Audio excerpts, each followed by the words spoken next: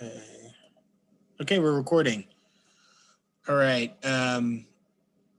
Just kind of getting a quick intro. Can you just introduce yourself, your name and your position, and approximately how many years you've been in a management position or leadership position? Oh, yes. I'm Robert R. Bruce. I'm a physician. I've been in practice for over 30 years, and approximately 25 of those years I was involved in the management of a large single specialty practice with approximately 20 physicians and about 150 other employees. And that was very busy and quite challenging, very rewarding. Okay.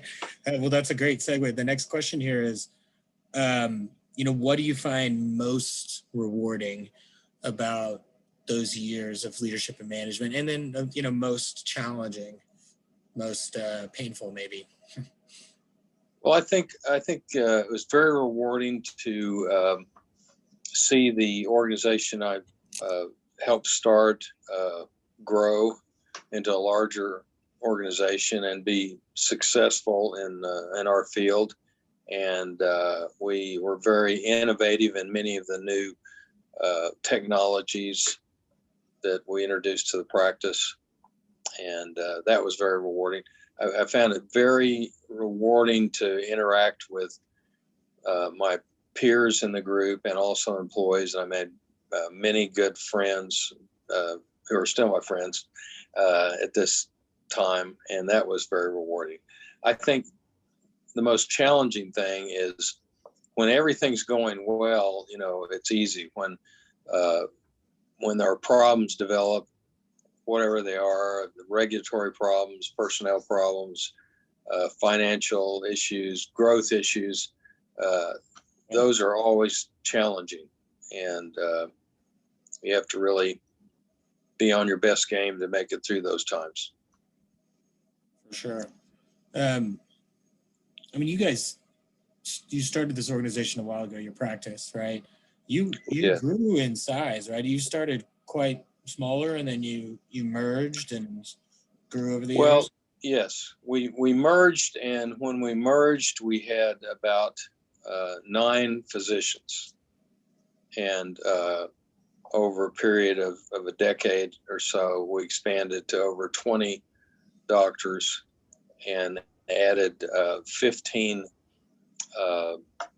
nurse practitioners and physician assistants. A lot of depth and a lot of complexity to your practice to have all those different people. Can you think back to when it was smaller? I'm sure that required a certain management, and then as you grew, I'm sure the needs of being a manager and leader probably changed. Yeah, I think so, and that's a really good point. I think the two practices that merged together were small enough that everybody knew everyone real well, and everything was kind of informal. I mean, there were written documents and policies and that sort of thing, but the biggest problem or challenge, and it is a problem when an organization grows, you have to have more and more rules. And it's not so much that you can have a handshake on things like you can in a smaller group. So you have to have more and more rules, and as you get more people, not everybody follows the rules, so you need to learn how to deal with that. Yeah. And also, one of the things that developed during the last 10 to 15 years was the introduction of electronic records into healthcare, and that was a huge sea change, and it required a lot of investment and selection and implementation, a lot of learning, and now it's kind of second nature. I can't imagine not having it, but at the time we introduced that was a very challenging event to get that off the ground. Did that require seeking out like really expert IT people to help you through that? It did, and that was very challenging at first. You know, we really struggled initially until we found the right people. That's good. Yeah. How would you? So you know, everyone has a different management style. So think of yourself dealing with the people that report to you, and you know your colleagues. Everyone has a different management style. How they handle personalities, how they handle conflict. What would you, if you were to take a step back and look at yourself, what would you think your management style would be? Well, I think probably the way I approach things, rightly or wrongly, is to maybe try and get a consensus and try and get agreement of all of the stakeholders in the organization, rather than try and be too totalitarian. And, you know, in my experience, if you come on too hard, it can alienate your employees. And one of the things about our organization is most of the, like all of the physicians, except for a few that are kind of at the entry level, are all kind of at the same level. So it's not like we have a huge hierarchy that, you know, there's 2 or 3 at the top and then there's layers underneath that. Most physicians are kind of at the same level within the group. They're all partners, right? They're all partners. Exactly. They're all Yeah. partners. So that's good in a way, but it's also bad in a way because it's harder to come out with a rule if somebody doesn't want to follow it. You know, there's not much teeth in it. So that requires sometimes a little more of a political solution, and have to get everybody on board. Yeah, that makes sense. That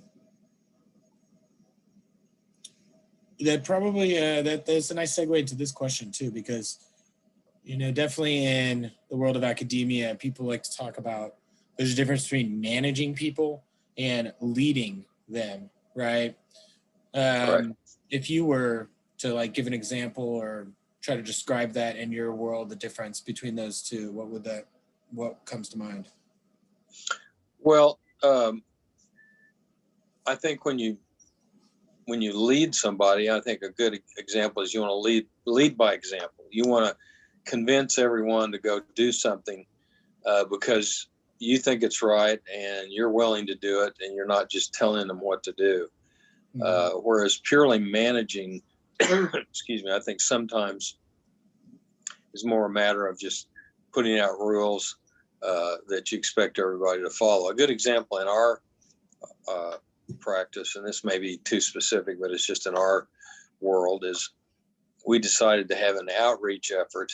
There were surrounding communities, even surrounding states, that had a shortage of our services, and they're willing to compensate us well if we would come and do that. Well, it would require travel, sometimes overnight travel, which was at first difficult to work out, but the leadership of the group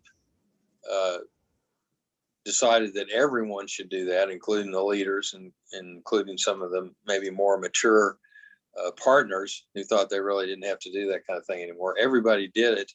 And so everyone was happy or equally unhappy. But that proved to be a very successful thing for the growth of our practice.